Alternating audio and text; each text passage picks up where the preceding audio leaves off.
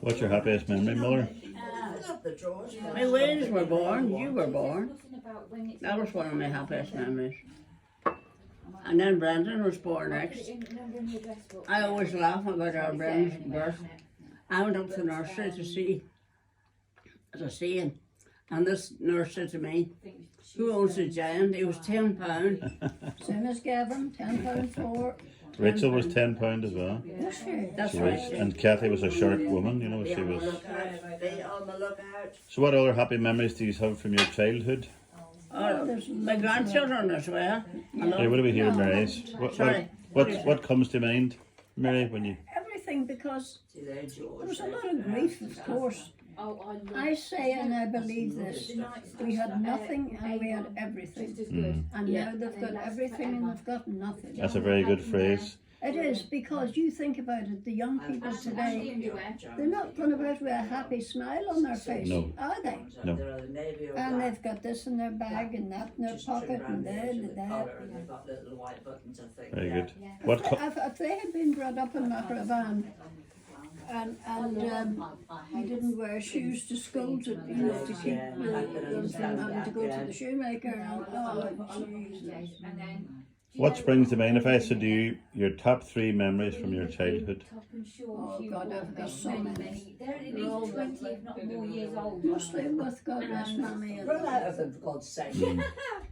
But You're a mature woman. But I mean, at night they are the No, comfiest. I'm And telling then you, it's honey, light, it's not What you heavy. need. No, I'm afraid not. It was just one night. I've gone to the house all day, every day. We had a I'm still in kitten. pyjamas. And then there was Go one. and sit out the back. Granny had us all kneeling, said the He rosary. looks like a And this t-shirt and kitten shorts. was, You'd wear outside. oh my Oh, I've looked at God, Eileen's even latest project. Granny couldn't stop laughing.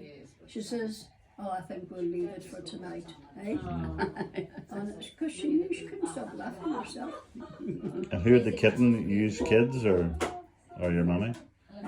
Who had the kitten? We had. Oh, very good. I suppose a cat on the farm back then was a useful thing for mice and rats and stuff. Yeah, definitely, you needed it. I woke up one night and the wee window was open and the cat came in frightened the living daylights out of me. But in that house, how did you sleep? You must have shared a bed. Oh, we had to. Was there bunk beds or just big double beds? Big Or? double beds. Heads and straws we used to say. And what And is, Gavin used to stay with us. But then in the wee room there was like a double bed. So if they Wasn't it? The boys slept in the wee room. so who slept with who? A kitchen bed. Kitchen bed for Mammy. God love her. And Mammy had Christ knows how many kids in that bed with her. God knows. Age and all that. Asian. So you had 2 double beds or 3 double beds in the lower Then room? when Daddy came home from holiday, it was his bed, but nobody wanted him to. What are you doing in there, with Mum? The ones that Eileen and I have got. Aye, that happened too, huh? Because we didn't really know him. Yeah.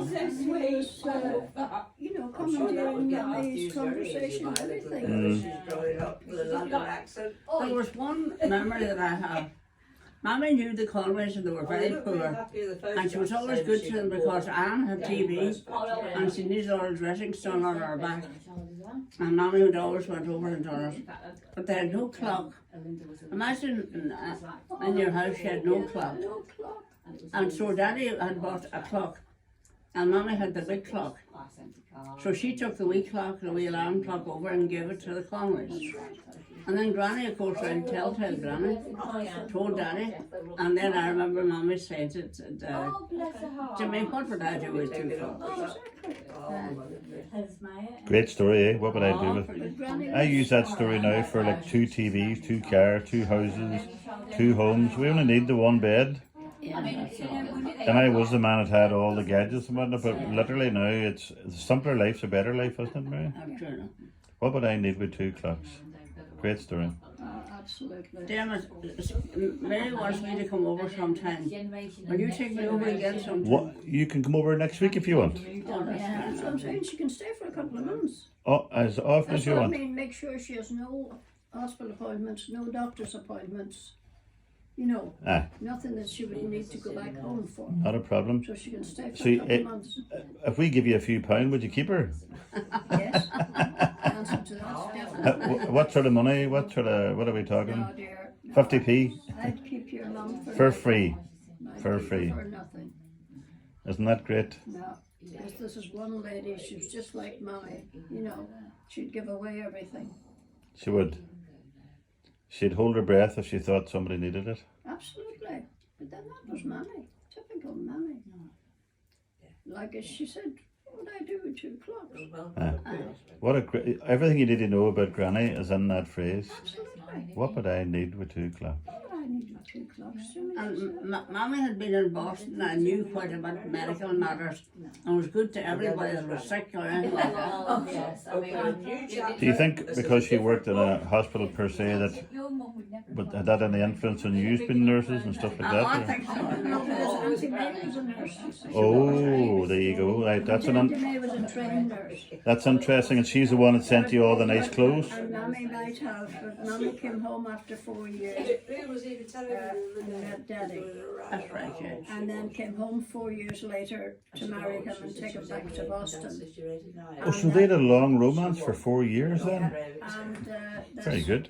that's when oh, does it? All right. Well, Granny said, I was "No, very Jimmy, you're not going anywhere." So Granny came home twice then from America.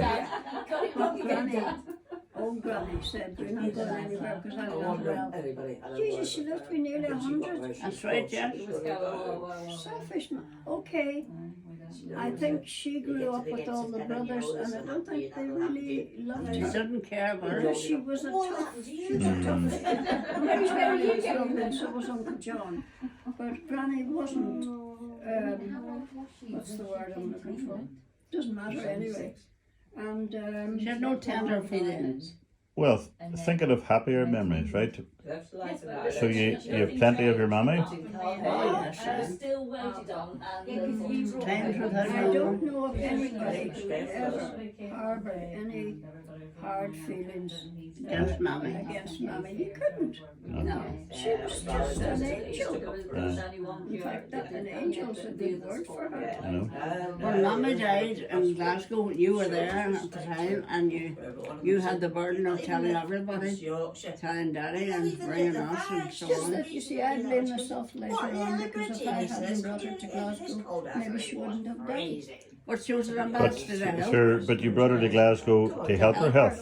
I know, but But Mary, it's like, and we're not trying to just make you feel better. If you say to me now, go and get me a pint of milk from the shop, and I go out to get a pint of milk and get knocked down, sure, who's to blame? Is it the car driver? Is it me? Is it you because you needed milk? You were trying your best because she needed medical treatment. You know, so, oh, there's your neighbour coming, by the way, with your card. I'll go and let her.